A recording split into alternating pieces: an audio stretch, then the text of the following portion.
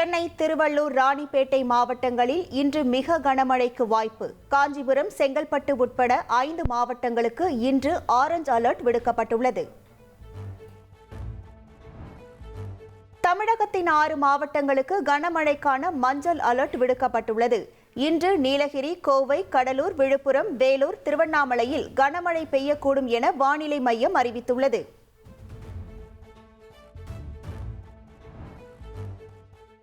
நாளை திருவள்ளூர் மாவட்டத்திற்கு மிக கனமழைக்கான ஆரஞ்ச் அலர்ட் விடுக்கப்பட்டுள்ளது. சென்னை, காஞ்சிபுரம், செங்கல்பட்டு, ராணிப்பேட்டை, தேனி, தென்காசி, நெல்லை, குமரி ஆகிய 8 மாவட்டங்களுக்கு கனமழைக்கான மஞ்சள் அலர்ட் விடுக்கப்பட்டுள்ளது.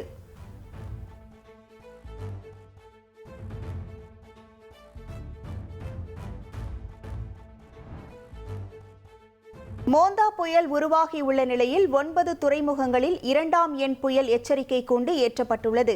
சென்னை, கடலூர், நாகை, எண்ணூர் உள்ளிட்ட துறைமுகங்களில் எச்சரிக்கை விடுக்கப்பட்டுள்ளது.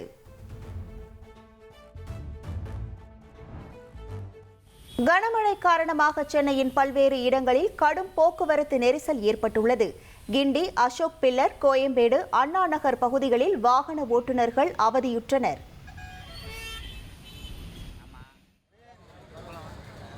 காஞ்சிபுரம் மாவட்டம் வாலஜாபாத், அவலூர் இடையிலான தரைப்பாலம் வெள்ளத்தில் மூழ்கியது.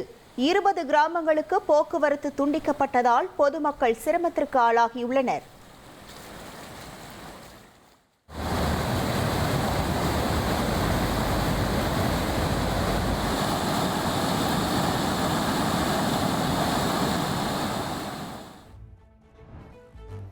கன்னியாகுமரி திருப்பரப்பு அருவியில் தண்ணீர் ஆர்ப்பரித்து கொட்டுகிறது. அருவியில் சுற்றுலா பயணிகள் குளிக்க 4வது நாளாக பேரூராட்சி நிர்வாகம் தடை விதித்துள்ளது.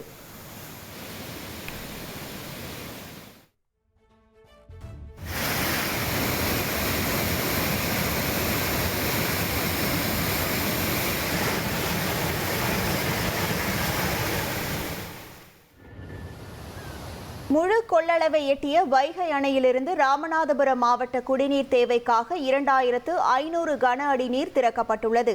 தேனி, திண்டுக்கல், மதுரை, சிவகங்கை, ராமநாதபுரம் ஆகிய 5 மாவட்ட மக்களுக்கு வெள்ள அபாய எச்சரிக்கை விடுக்கப்பட்டுள்ளது.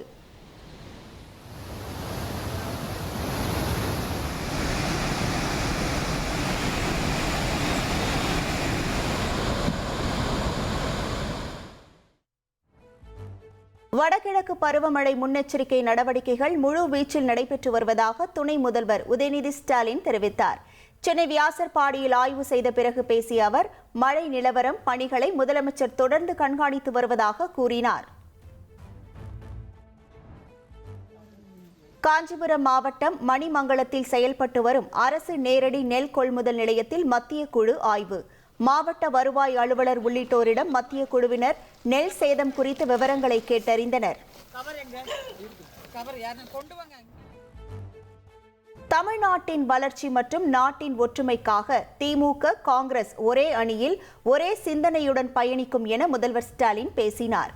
சென்னையில் நடந்த காங்கிரஸ் நிர்வாகி இல்ல திருமண விழாவில் கலந்து கொண்டு பேசிய முதல்வர், ராகுல் காந்தி இந்தியாவின் குரலாக எதிரொலிப்பதாக பேசினார். நாட்டினுடைய நலனுக்காக, தமிழ்நாட்டினுடைய வளர்ச்சிக்காக, அதையும் தாண்டி இந்திய நாட்டினுடைய ஒற்றுமைக்காக ஒரே அணியில அதே சிந்தனையோடு நாம் பயணித்துக் கொண்டிருக்கிறோம் என்பதுதான் குறிப்பிடத்தக்கது.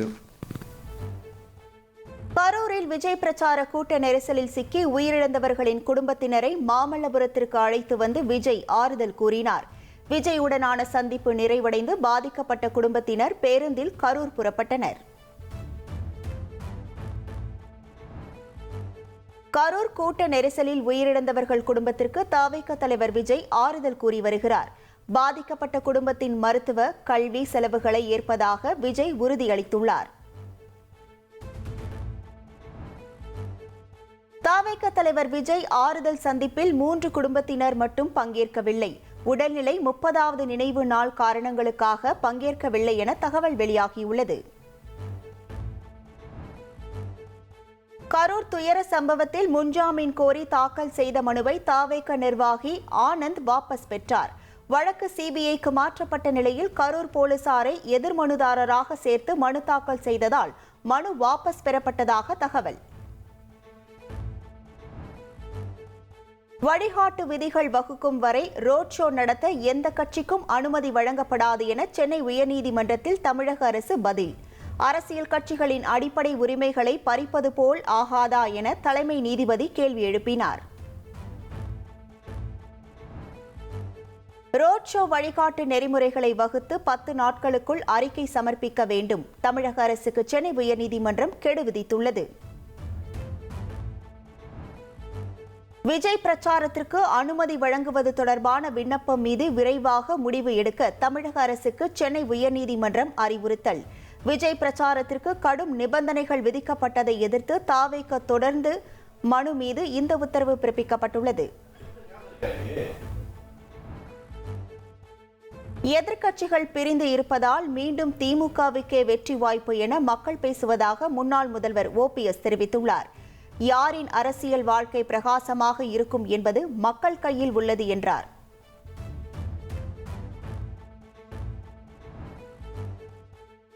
திராவிட கட்சிகள் சாதிவாரி கணக்கெடுப்பை நடத்தாதது என நாம் தமிழர் கட்சியின் தலைமை ஒருங்கிணைப்பாளர் சீமான் கூறியுள்ளார். சாதிவாரி கணக்கெடுப்பை நடத்தாததற்கு மத்திய அரசை திராவிட கட்சிகள் காரணம் காட்டுகின்றன என்றும் அவர் குற்றம் சாட்டியுள்ளார்.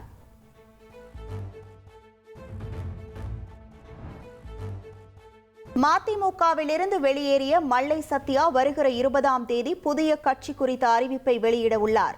திமுக கூட்டணியில் இணைந்து பயணிக்கப் போவதாகவும் மல்லை சத்யா தெரிவித்துள்ளார். தமிழ்நாடு மற்றும் மேற்கு வங்கத்தில் வாக்காளர் பட்டியல் சிறப்பு திருத்தம் குறித்த அறிவிப்பு இன்று வெளியாகும் என்று கூறப்பட்டுள்ளது. மாலை 4 மணிக்கு இந்திய தலைமை தேர்தல் ஆணையத்தின் சார்பில் செய்தியாளர் சந்திப்பு நடைபெறவுள்ளது. சென்னையில் ஆபரண தங்கத்தின் விலை சவரனுக்கு 400 ரூபாய் குறைந்தது. ஒரு சவரன் தங்கம் 91,600 ரூபாய்க்கு விற்பனை செய்யப்படுகிறது.